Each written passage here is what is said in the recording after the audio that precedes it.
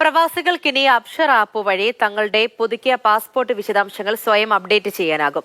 ഇനി മുതൽ പാസ്പോർട്ട് വിവരങ്ങൾ അപ്ഡേറ്റ് ചെയ്യാൻ സൗദി പാസ്പോർട്ട് വിഭാഗം ഓഫീസ് സന്ദർശിക്കേണ്ടതില്ല. 69 സൗദി റിയാലാണ് സേവന ഫീസ് ഈടാക്കുക. നേരത്തെ തൊഴിലുടമ വഴിയായിരുന്നു സൗദി പ്രവാസികളുടെ പാസ്പോർട്ടിലെ പുതിയ വിവരങ്ങൾ അബ്ഷിർ പ്ലാറ്റ്ഫോം വഴി അപ്ഡേറ്റ് ചെയ്തിരുന്നത്.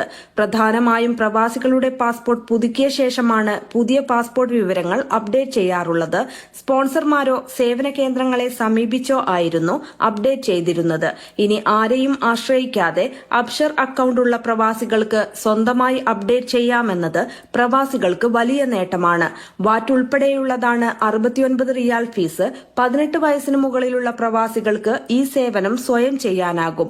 അബ്ഷറിലെ എന്റെ സേവനങ്ങൾ വിഭാഗത്തിലൂടെ റെസിഡന്റ് ഐഡന്റിറ്റി സർവീസസ് എന്ന വിഭാഗത്തിൽ പ്രവേശിച്ചാണ് പാസ്പോർട്ട് അപ്ഡേറ്റ് ഓപ്ഷൻ തിരഞ്ഞെടുക്കേണ്ടത്. പുതിയ പാസ്പോർട്ടിന്റെ വ്യക്തമായ ഫോട്ടോ അപ്ലോഡ് ചെയ്യണം.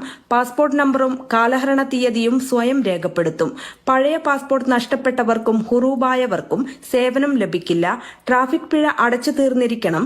യാത്രാവിലക്കുള്ളവർക്കും സേവനം ലഭിക്കില്ല. 5 വർഷത്തിലൊരിക്കൽ മാത്രമേ ഓൺലൈൻ അപ്ഡേറ്റ് സേവനം ഉപയോഗിക്കാൻ കഴിയൂ. Mathrubhumi news, Jeddah.